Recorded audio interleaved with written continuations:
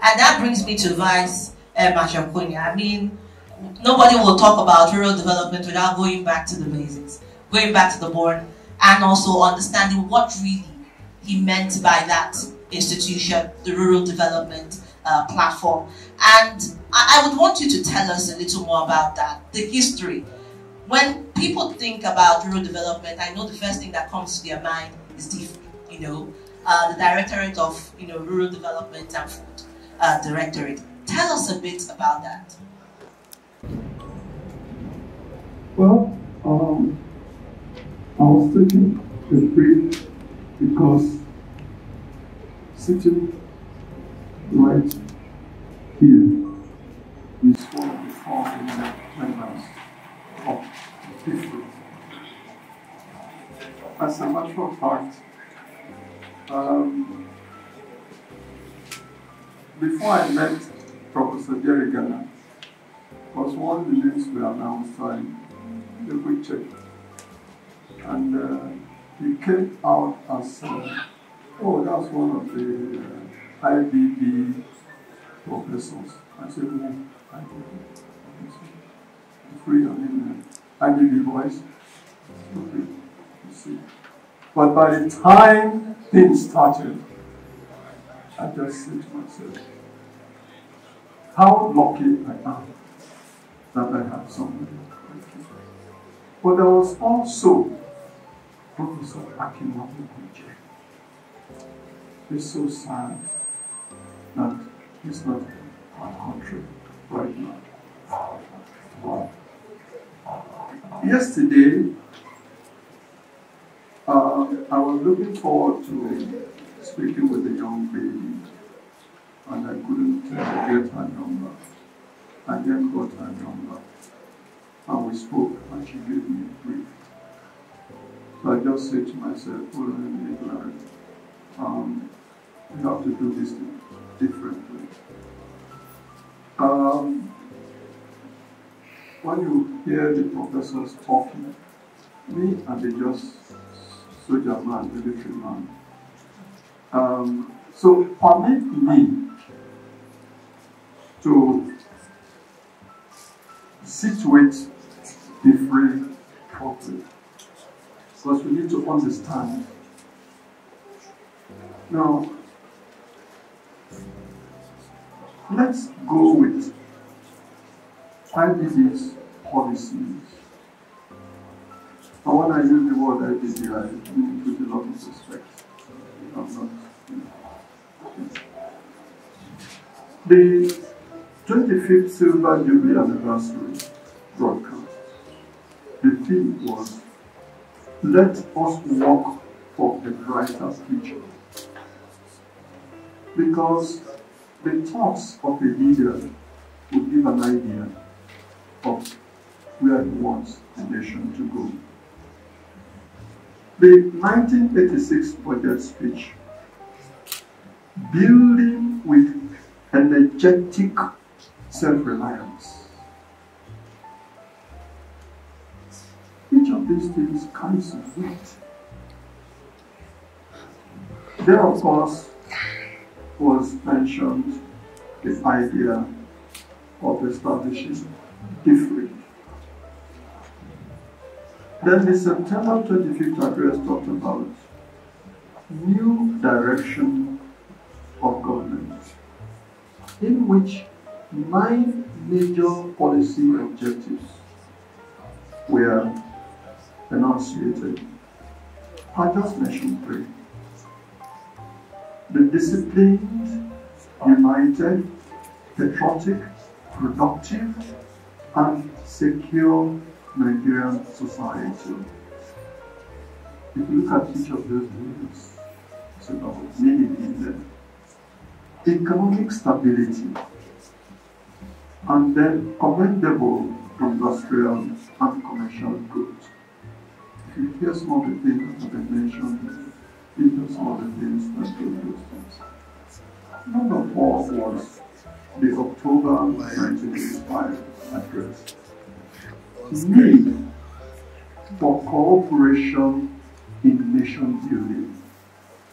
So when people talk about Brian Babangida knowing people all over the place, calling people by name, and he meets hundreds of people every day. They need to know the national. The 26th October address, rededication for national survival. 6. Of course, the inauguration of the free board itself, but a number of things happened in that inauguration. The Chief of Staff, who inaugurated us, came with a sound bite that I will never forget in my life, because that was part of the challenge. He said to us, come up with programs that will stand the test of time. And because that hit me. Then we went to see Mr. President after we inaugurated, just to meet him. And he kept on loading things on us. Please do not disappoint me and the nation. Professor Jerry Ghana will remember all of this. The board itself, like I said, was loaded. Professor Akima Lubunde, Professor Jerry Ghana, Professor Matanjuola of Ife. All I heard about him before was the poundo yam thing. And believe me, we were lucky that we had him when it came to the technology things. But by the way, that thing is a ministry of operation. Professor Jerry Ghana was not just a director. He was a consulting director. Not only was he just a consulting director, some of the things we talk about, he provided some of the expertise and direction and things. One of the papers we wrote about this is mobilization through action. When he left for Mamsa, his place was the place to be on. Now,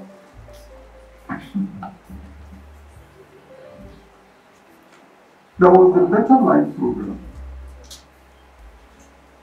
I'm looking at sitting by your right side. One of those people who assisted the indomitable, infatigable trailblazer. And what MIB did for the nation. Because if you look at our constituencies and our communities, women do a lot. Well, leaders are supposed to provide policy direction.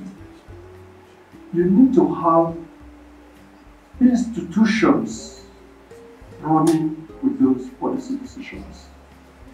So if we don't have serious-minded approach like institutions to govern the government's policy decisions, we have a problem. The style, accommodating, all-inclusive, helpful, they talked about all of this. For me, the most important thing about Babangida was he was never afraid of ideas.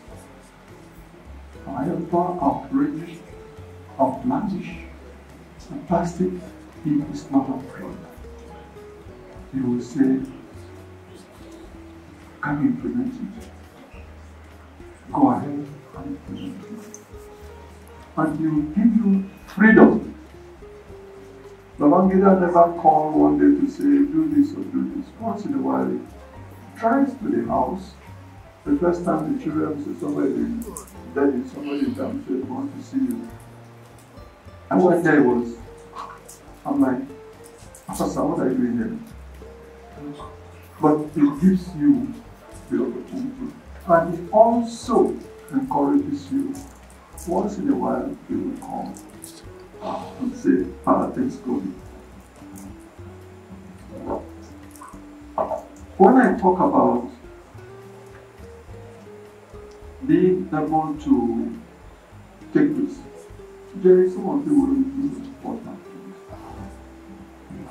Towards the end of the year, usually, there is this problem that unspent revenues would have to be returned to the treasury.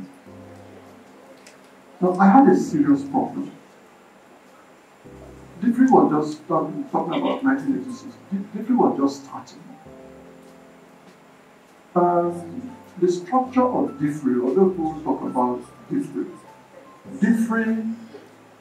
that was the national DIFRI to which we all belong. Each state was to have its own DIFRI and local governments. We make the programs, discuss with those who implement them. The states and the local governments and appropriate ministries were supposed to be the implementing agencies. Now, we have to make sure that they implemented the programs. And IBB gave orders that if you sit down and look at them and say, my God, are we supposed to do this? 90,000 kilometers of rural feeder roads. First was 660,000, then the following year it added another 10,000 to implement in the rural areas. Construct, reconstruct, or rehabilitate. We naturally prepared construct, because construction was, there is no road, well, put a road there. Then of course we added water, we added electricity. Now, because there are 3 papers or 3 books that have been published with the experiments, and DIFRI, there once was DIFRI, volumes 1 and 2. I'm not going to really dwell so much on that. Prof, I told you have one copy. DIFRI in action. His legacy as far as DIFRI is concerned is that DIFRI would continue and will continue to drive that DIFRI even out of office. Now, I have always harassed people. We always talk about microeconomics. You hear the governor central bank talking about microeconomics. That's fine. What about, macroeconomics? What about microeconomics? Who is taking care of that with the intensity that it deserves? But for us, the third world country, what about development economics? Because if we're not doing the things we need to do in those 2 areas, we're going to have a problem. Today, there is terrorism, there is banditry, unemployment, hunger, hardship, whether we want to believe it or not. These things are reality. The truth of the matter is that people live in denial. And if people live in denial for some reason, then we won't solve some of our problems, fundamental problems. So, the rural area is where we should start this. I don't want to use the word restructuring of our development partner. I know some of you here also will not be afraid of ideas. The way things have been mapped out, in the near future, we will have grassroots communities having their 30-year perspective development plan. I go back to the era in which we belong, PIT and the rest of them. 30-year development perspective plan, 3-year rolling plan, and the annual budget. And I would like to see that happen. A lot of work was done. Well, do I continue? Okay. Now, maybe a shorter way of doing that is there once was different in 7 chapters. I'll just mention some of the types of things. Excuse me. In the broadcast talked about economic reconstruction, social justice, and self-reliance. Now, these are, for me, very fundamental things because economic reconstruction is still important for us because of what the problems we are facing. The question then is, what does economic reconstruction mean to the rural areas and the rural persons? What does social justice mean? What does self-reliance mean? I talked about Professor Makanjuola. One of the things that we did in TIFRI, for which one is particularly happy about, is the technology thing. If you look at the TIFRI experiment, you see a lot of times quietly. TIFRI also came up with the performance monitoring and evaluation system. It's a 3-layered thing. TIFRI had a PME TIFRI person in the States. As programs are being executed by the state TIFRIs and local government TIFRIs, this PME officer that reports to headquarters directly will be there. We make sure that no PME director was posted to the state so that it doesn't get involved with who gets what and all. But we also make sure that it was posted to an area that is culturally his own area. Then there's the in-house inspection. We have people in the various departments went out to inspect how things were being done. And then the 3rd layer, the highest layer, is the presidential monitoring team. And the leaders of those teams are meticulously chosen. People with integrity, with standing in the community. And I do recall the first one. that went to jobs, tight salary. And the governor called and said, sir, do you want to? I said, no, it's nothing to do with persecuting me. I want to make sure that you have done what you're supposed to do. Well, let me just go straight to chapter 1 talked about healing, because each of them gave a specific direction. Let real development and nation building begin in this country. The other one, let us together lay a solid foundation for the great Nigerian nation state portrait.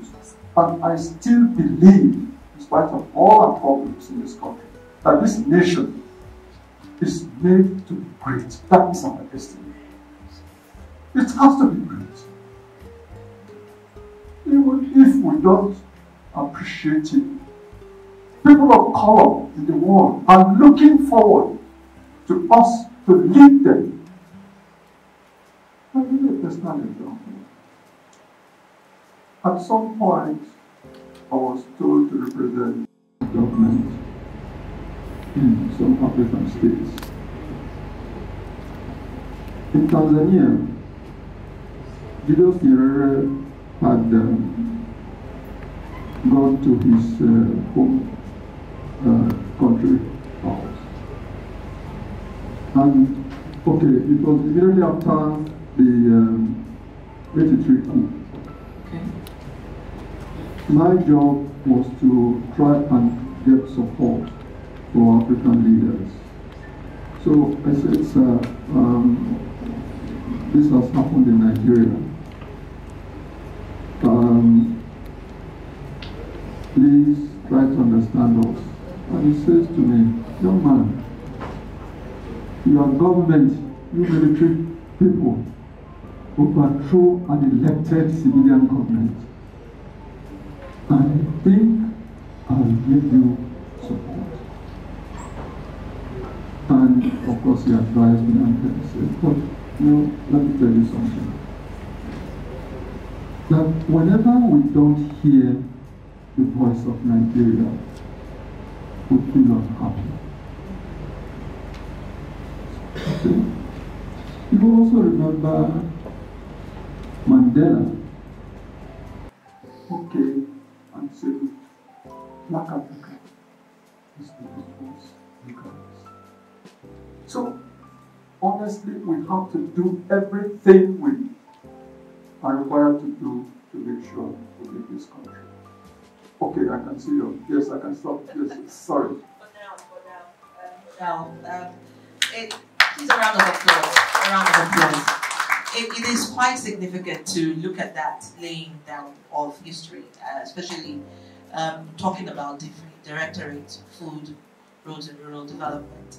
And it was something that was particularly very close to His Excellency's heart, seeing that the rural spaces were open and having, leadership taken down to the grassroots. And I think that that was very significant. And to the rest of the world who are also looking and watching, that was one of the core aspects of his administration. You've been talking and, making references to Professor Jerry and I out here. And, when you talk about Diffie as well, he comes to mind, not just when you talk about the development, but about orientation, getting the voice of the people, which was something that His Excellency was very particular about. Looking at his style of governance, integration of ideas, the presidential advisory, committee, which had a lot of experts, academics, civil society members, to share in the ideas and the decision-making of his administration at that time. Prof, you are a man of many parts. We've watched over the years, and little wonder now I understand why, when I'm looking at history and where you started. And for a lot of young people, that is also significant, because some of us say, is he a social advocate? Is he an activist? Is he a politician? You're a man of many parts. And listening to what he has said, it is very important for us to take a history step back. The role of orientation, how that led to people's understanding of social justice, to what we have now as one of those legacies of His Excellency. So take us a bit into history. I mean, MAMSA, you talk about mass mobilization of self-development, social justice and economic recovery, which was one of your core areas as a leader and head in that administration. Take us a bit back. Well, thank you very much, Your Excellencies, very distinguished ladies and gentlemen. Coming as I do from the home front, let me join others to really appreciate Aisha, her siblings, and all those who have so very, very graciously arranged this Legacy Dialogue series. Very impressive. Let me also convey to the great man celebrating his 80th birthday, congratulations. We are very, very delighted, very, very impressed that you are looking so well and healthy. May the Lord grant you many more years of joyful living. You have left a wonderful legacy.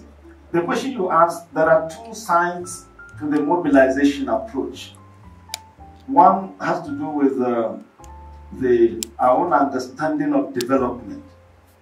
And this is where I really appreciate President Babangida being a man of ideas.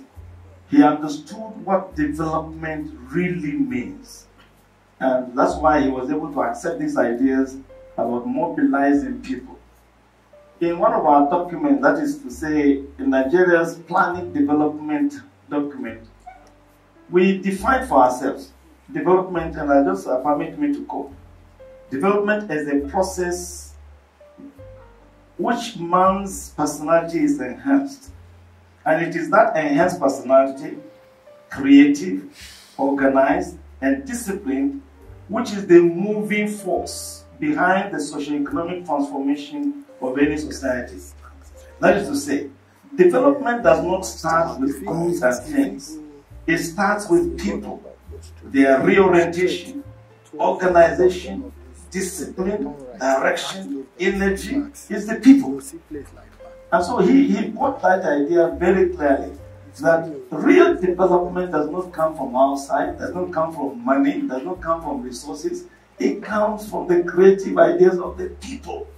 But unless the people are mobilized, unless they are organized, unless they are disciplined, unless they are moving in a particular direction, things don't happen. And that is why he accepted the idea, first and foremost, of our being in DIFRI. I was in DIFRI in charge of rural mobilization, because the rural people also have to be mobilized and organized and arranged and disciplined. And so, in addition to providing roads and water and other things to facilitate real production comes from the producers. And the producers are the rural people. And we have to respect them, we have to educate them, we have to organize them, we have to make them feel part of the process. So that emphasis is what gave me my first, with my big boss here. He was the chairman of the directorate. I was in charge of rural mobilization. And we came to understand very, very clearly that you can't go far in this process of development if you don't carry the people. Because they are the real developers. They are the ones who bring about development. They bring development in vain. You may have the money, you may have the... It doesn't... Money is on its own, does not... It's the people who work, who produce.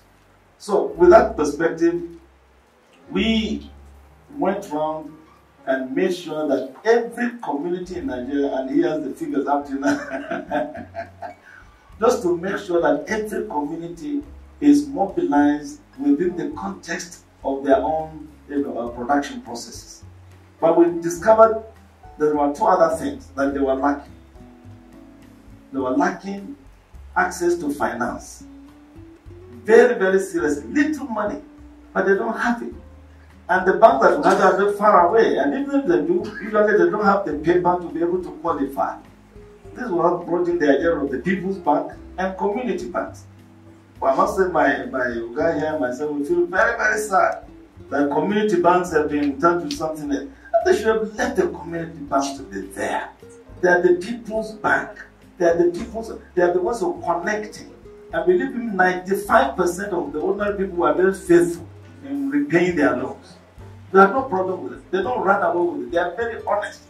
But then I think they've now been termed, I don't know what they call them now. They are no longer people, no community man. They say microfinance. They have messed them up. And I must confess that we salute President Babangida. He respected that connection very much. That immediately the ideas were brought, he approved them. Community Bank, Professor Mahmoud was the chairman of the board, and we were all just happy if the ordinary people could access the money they need for production. And it was happening in a wonderful way. We should have strengthened that instead of creating what is known. Now, that is the rural development aspect of the mobilization. The other aspect of mobilization, which I was now engaged in, that's why I was not taken away from DFRI to MAMSA, was that the Political Bureau report in 1986-87, they had a very, very intensive debate around the country and came out with the Political Bureau report. And the report said very clearly that if democracy is to be rooted in Nigeria, then the people, the voters, the people must be educated politically to know their rights, to know their responsibilities, to know that the power in a democracy resides with the people. It is not with the people elected, it's the people. But if they don't understand it, they will throw away this. And so we're kind of a panel as the Directorate of Social Mobilization to prepare the people for democracy. And we did very, very well. So well that we had one of the best elections so far conducted in Nigeria in 1993. Unfortunately, I'll ask my Oga, I don't know what happened. But the answers have been given for the nullification of that election. And we agree that there are all sorts of forces, kind of came into force. But we did the work of educating the people very, very seriously. So much so that when that election was nullified, the people rose and said, what happened? So they've been prepared to have their rights, to know their weight, to know the weight of their vote. And so when they know they voted and they elected, and the election was then nullified, good gracious, there was a groundswell of protest. That is what mobilization does. Consciousness does not die. When you raise the people's consciousness, you had better do what is right and proper and appropriate. Because they won't just, lie. So we want to say that within the context of the Director of Social Mobilization, to do political education, mass literacy, social justice, we did our very best, including even using music. In our research, we learned that people, really get some messages through music. So we translated some of our messages into music. And myself, I went around this country with all the very, very celebrated musicians at that time. Music is a very powerful weapon. Now we're in direct politics, some of our people are not in there. Because if you're in politics, you have to learn how to use music connected with your people to send your messages to the ordinary people. Very, very powerful. So that went very, very well. And fortunately, what happened. And although we succeeded in having a very powerful, wonderful election, there was that nullification, and then all the process. The rest is now history. But for the man, President Ibrahim Babangida, is the man of ideas. When he sees a good idea, he jumps on it, and he pursues it, and he follows it. He was extremely excited whenever we were reporting back to him on what we were doing in terms of preparing the nation for democracy. So I must confess that there were two sides to the mobilization, both the social justice, development side, and the one for preparing the people for democracy. We did our best on both. Unfortunately, social forces moved. Still staying with you just a bit, because I need to get this out there.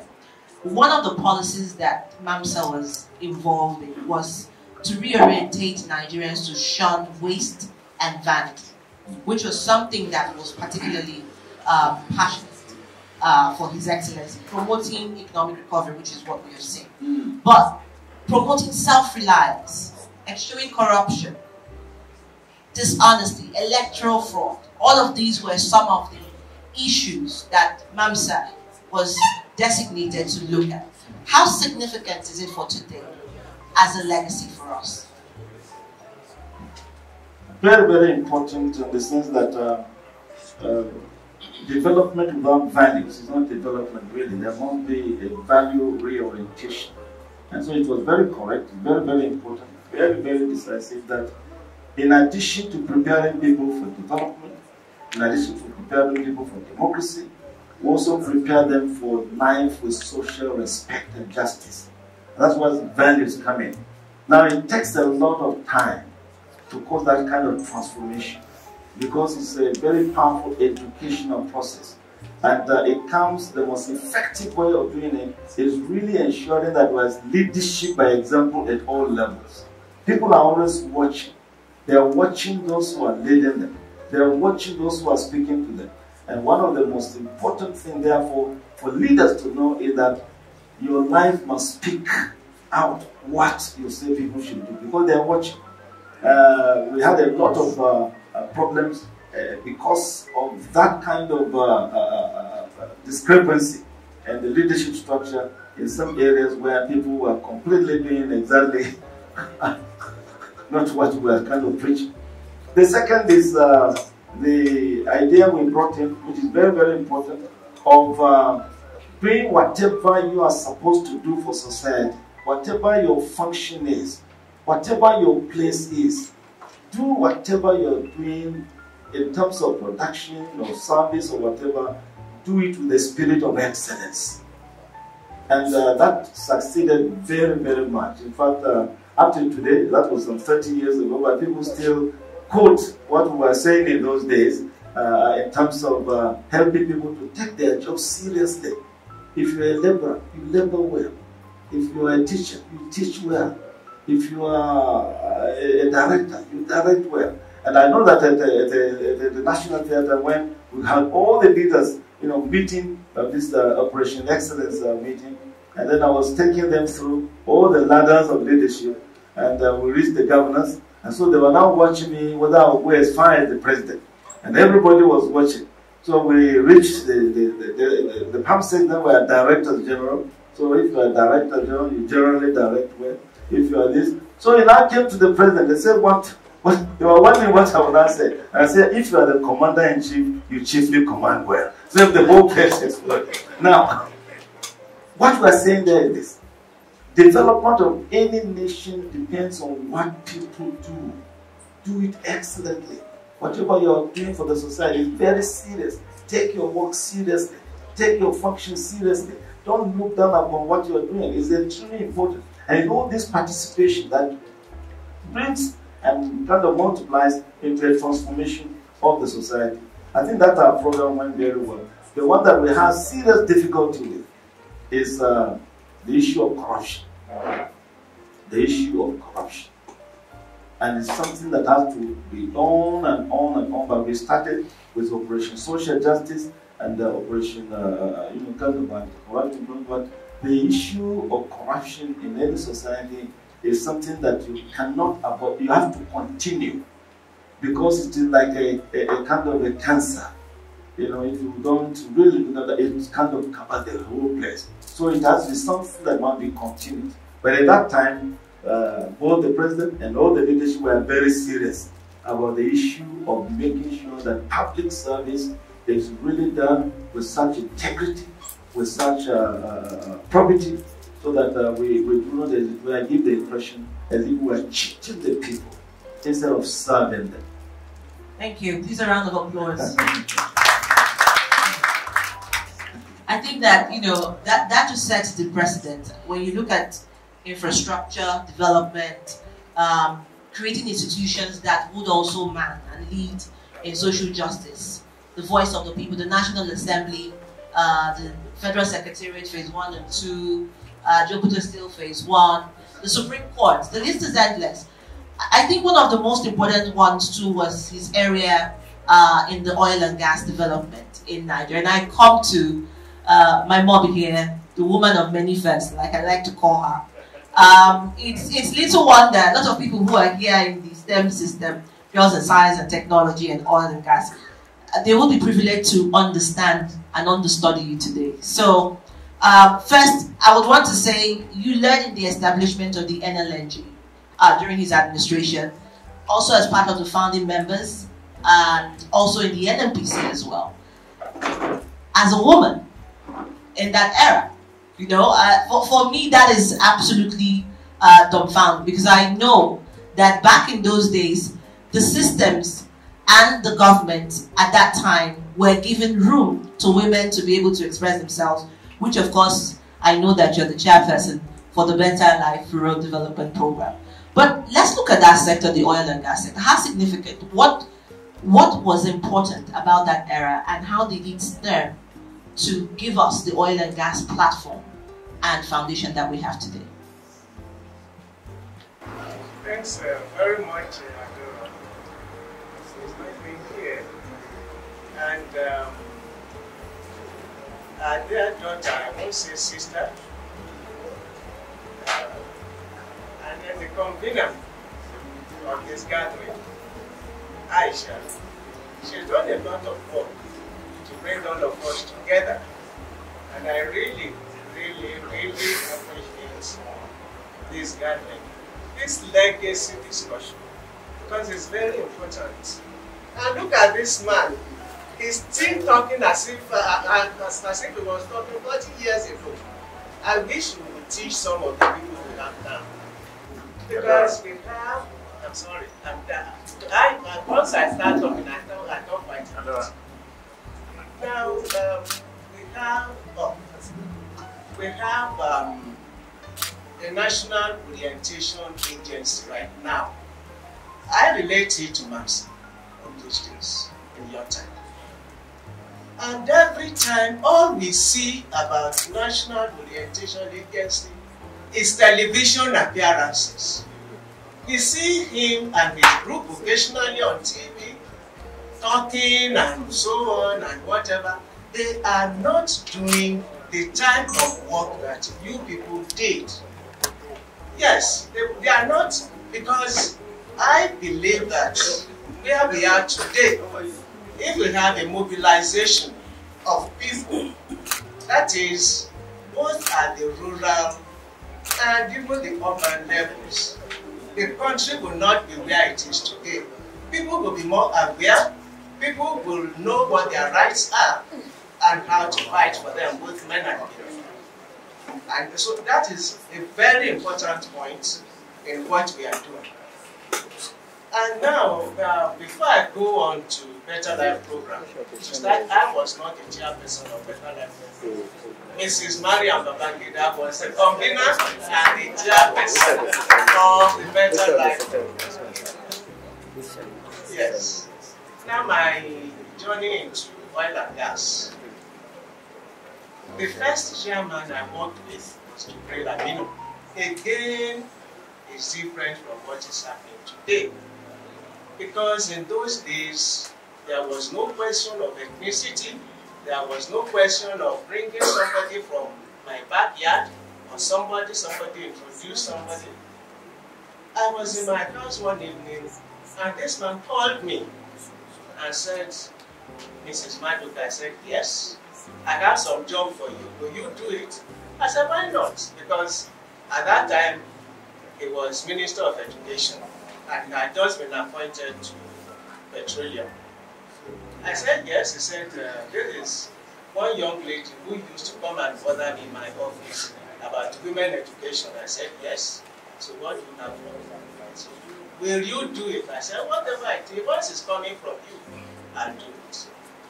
And so the following morning, he called me and said, I am appointing you as the first woman on the board of NMPC, Nigerian National Petroleum Corporation.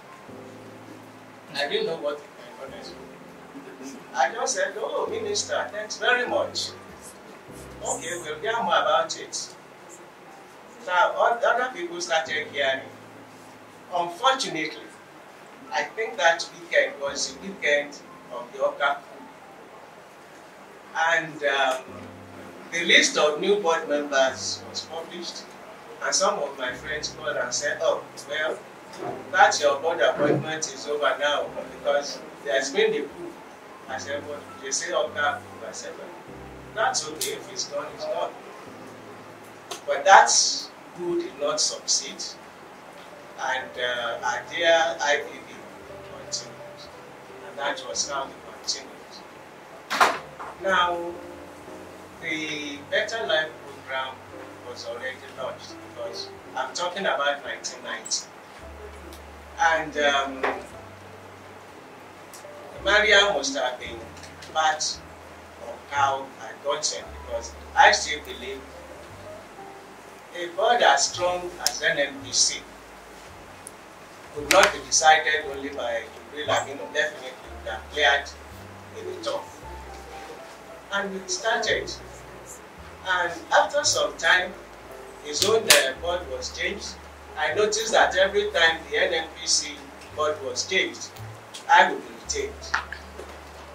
And our chairman at that time, Imo Itswede, some of you may know, we were going to River State on a visit, an official visit. And coming back, Imo said, I have something for you to do. I said, are you sure? Is that right? He said, yes. I said, okay. Again, whatever you have for me to do. He said, there is a project, Nigeria Liquefied Natural Gas Project, which was started in 1965 at first, and still yet is not taken off. Do you think you can do it? I said, why not? I said, I can do it. Just give me the right people. You'll allow me to choose the people to work with. He said, yes, anything you want, we'll give you. So I said, I want the best accountant, I want the best lawyer, I want the best administration, I want this. And so we put a group together, and that was how we started on the Nigeria LNG project. And at that time, the people we call IOCs, the oil companies, international oil companies, were sabotaging this project. All the meetings were being held in Shell's office in London. And they will carry our people to London, give them very nice lunch and so on, and they will come back and nothing was happening. So, first of all, I moved that office to the NNPC office in London. I said, this project is going to be moved to the London NNPC office. And people didn't like it. And then the process, I'm sorry, I'm going to take quite a bit of your time. Yes. The process which was to be used at that time had been tried in Nigeria, had been tried in a few other places, and it was not successful. So I'm not annoyed or chemical or engineering person, but I had to read everything. And we visited Malaysia, where they had very successful LNG project. We visited Indonesia, where they were already on their 12th train at the different units of production. And so we came back and we said, okay, we are going to do, we started all the meetings, meeting in London, meeting in Nigeria, doing that. Anyway, at the end, we were able to, and all the time, I must say, I had the support of this very good man in Jordan Barracks, and I had the support of his wife, and I had the support of everybody. But it was, everything was kept under wraps. So the board of the Nigeria LNG at that time had to be dissolved. I think it was the time of Okongu was minister. And they were given the alternative. Do you want to stay on this board, or do you want to? Some of them were already committed to different contractors. But I didn't care about that. And so that board was dissolved and a new board was constituted. I wasn't on the board of LNG, but I chaired the committee, the NNPC committee that brought it into fruition. And I'm very proud today, when government is boasting that they are realizing so many $1 billion in dividends, it was the work of these very good people in NNPC who didn't trade their souls for this project. Although at the end we had to reach a compromise. Shell was to nominate the managing director all the time.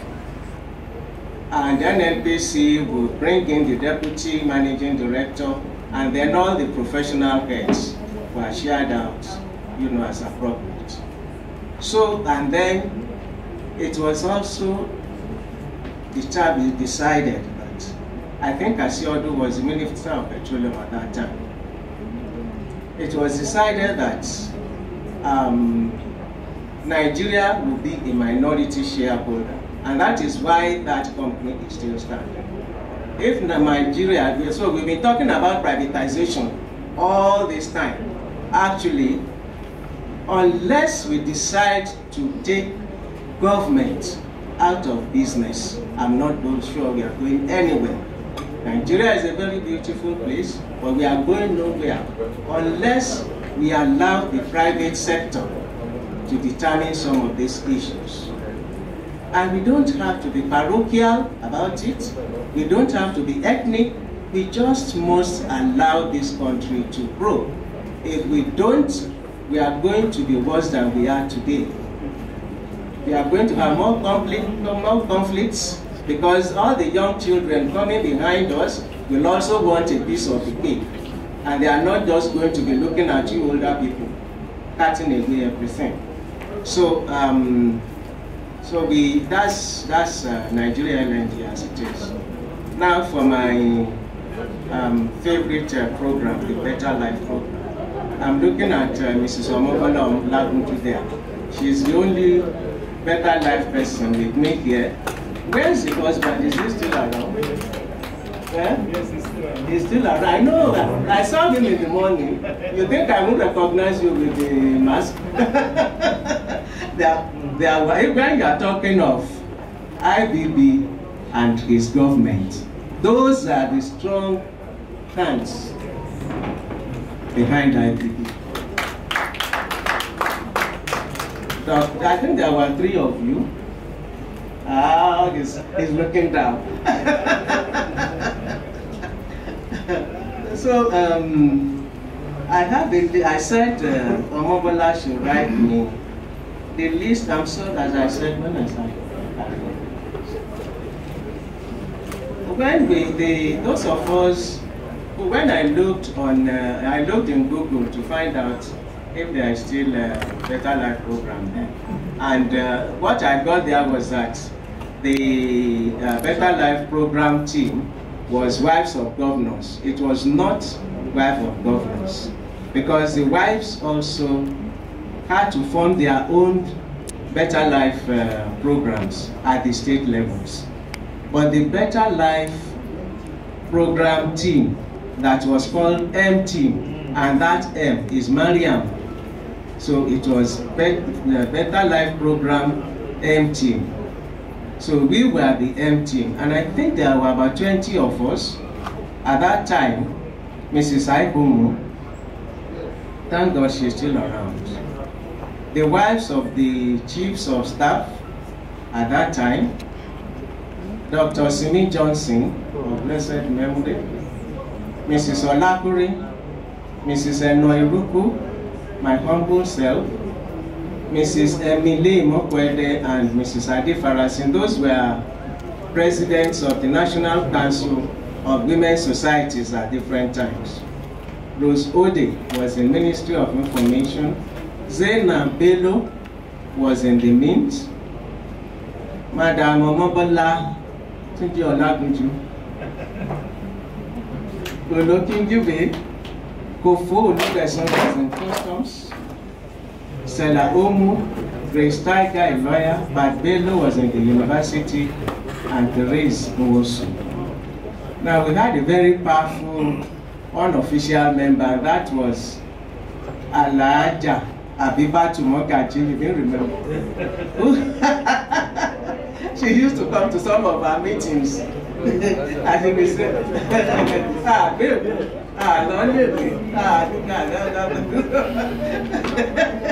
the first lady will say, yes, ma'am. Yes, ma'am. So this was a very powerful group in their own right. And what the first lady did was to plan to mobilize the rural women. The Beijing Action for Women was in 1985. And following that was when, in 1987, the Better Life Program and Rural Development of Women was initiated. And I have somebody else here. We had the People's Bank. Maybe you men don't remember anymore. We had the People's Bank, which was the chief executive at that time was Mrs. Maria Shokenu. And fortunately, Mrs. Maria Shokenu's daughter, Kenny, is she anywhere? Oh dear, okay, maybe she'll come. Kenny, Mrs. Shokenu, unfortunately died quite early. And somebody mentioned Dr. Sholani earlier on. Dr. Sholani was the chairman of People's Bank. And he was so tough. He used to tell off everybody and so on. But it was a very enjoyable time. We went into the rural areas. Most of us went right around Nigeria. We did. The rural areas, when we were starting in Lagos, the group and the first lady went to 2 offshore villages. Something, I don't quite remember the names now. But we went to those 2 offshore villages in a boat to talk to the people and assess the level of poverty. And I'm afraid to say that most of our villages are still as poor as when we went around them between 1987 and after that. We will go into a state capital. We went to Bauchi, we went to Maiduguri, we went to Sokoto, we went to Kaduna, we went to Niger, everywhere. We went everywhere. And one of the things which socially, which we were trying to remove at that time, was the way women were repressed in everywhere. It's much better now, but we are still not there yet, where women cannot inherit land. Women, in most parts of Igbo land, I don't know what it will be like in other places now, women cannot inherit land. I think a law was passed in one of the states not too long ago, liberalizing that about women and inheritance. Then there are widowhood practices. In Benin, if your husband happened to die, I read about that, unfortunately, only recently about. But if you lose your husband, they will say you killed him. And they will wash the body and say you must drink that water. All this we were trying to combat at that time. When I married my husband, they said one of the women, the husband just died. When I got there, I saw this woman in a hut. I said, what is this? They said the husband died and she had to stay in that hut outside of the house for 3 months before she can come in. Yes, widows could not sleep in the house when the husband dies. She must stay outside in a little hut that they built for her. And she doesn't bath in the afternoon. She must bath only at night where people will not see her or whatever. And in some of these cases, you come out when your husband dies, you come out every morning to mourn him. You shout, you shout and shout for some time before you come in. every morning if you lose your husband. So different types of widowhood practices. I'm afraid that was one of the ones that impressed me most. Then education. We had to try and educate the women for financing and building them up economically. We formed them into cooperatives so that they can be each other's keeper, and then taught them how do you manage your finances. Being in a cooperative is a sort of having a surety in a bank or anywhere, because they know that if you are in a cooperative of about 50 women, you are not going to run away with the money. They kill you.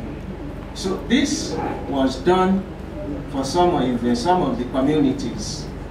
And so there were so many programs. We started having trade fairs.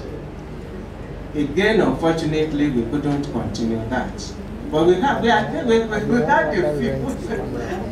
She's laughing. They had a few in Lagos. And the first time we brought the rural women to Lagos, we locked them in Federal Palace Hotel. I think that was the joke of the whole thing. And we found that some of them had never used a toilet before. They had never used a bath before. Yes, and all sorts of things happened there. But we were able to bring women and their produce from the different corners and sections of the country to Lagos to exhibit at the trade fair. And slowly we started catching up. There is one which I always remember, and my husband reminds me every time. Especially, there is an advert on TV, those of you who watch TV, of one of the local kings, the rain catcher.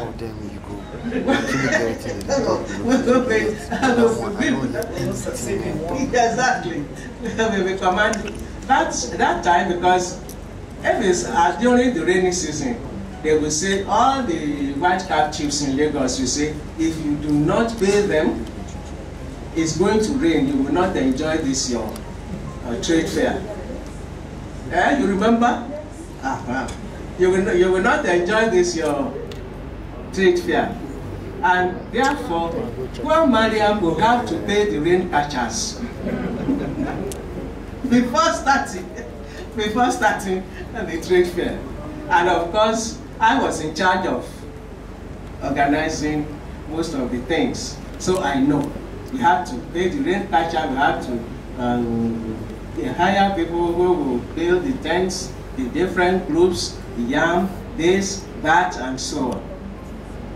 And so there was one year that this rain catcher, I don't know what happened. Either they didn't pay them in time or something. We were in the middle of, I think it was at the close of that particular trade fair. Oh, goodness. The rain started. So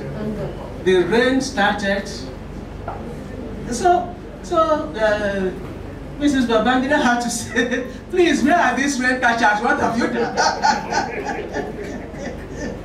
What have you done with them? So people went and collected Lagos white cap chiefs and rain catchers.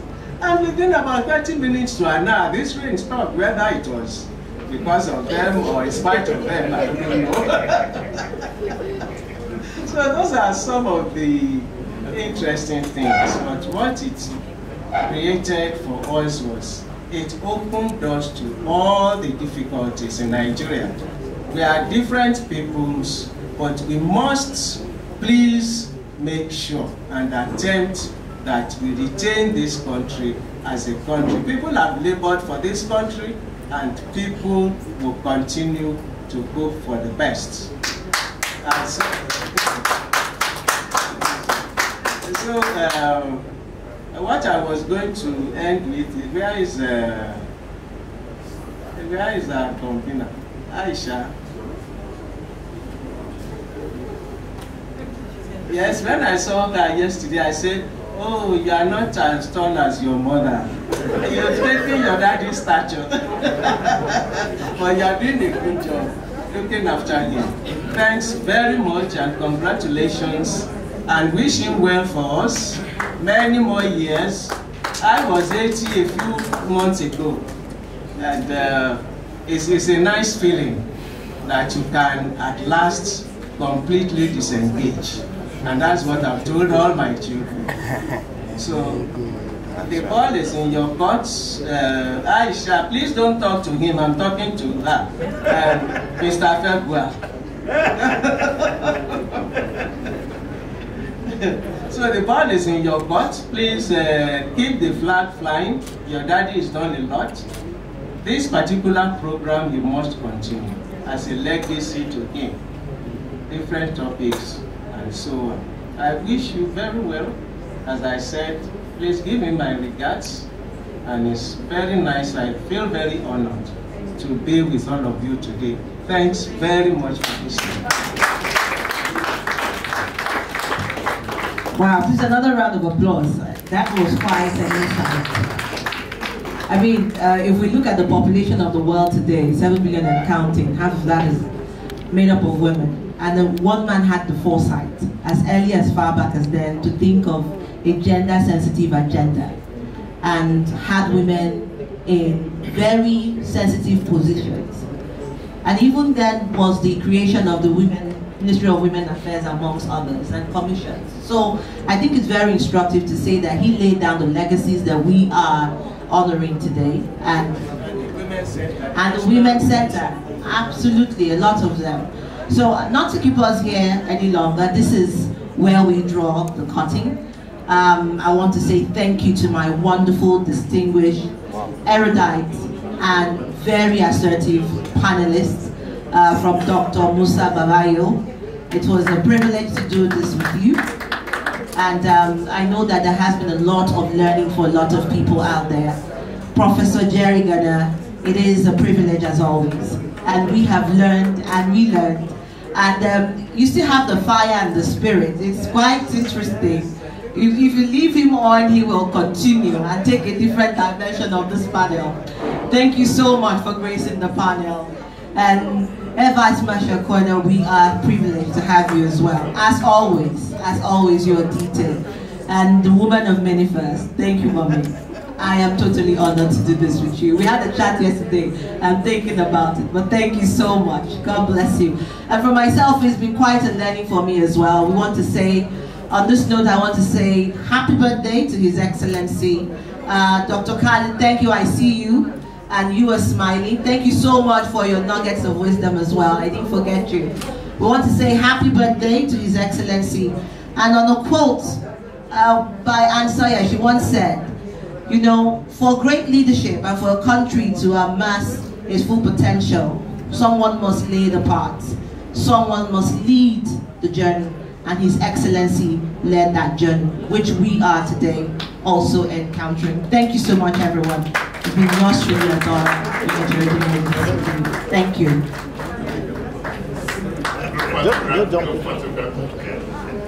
Thank you very much. Okay, thank you, Dr. Kalu, all the way. Virtually joining us and staying all the way through. Thank you. So you can continue to stay at the back office.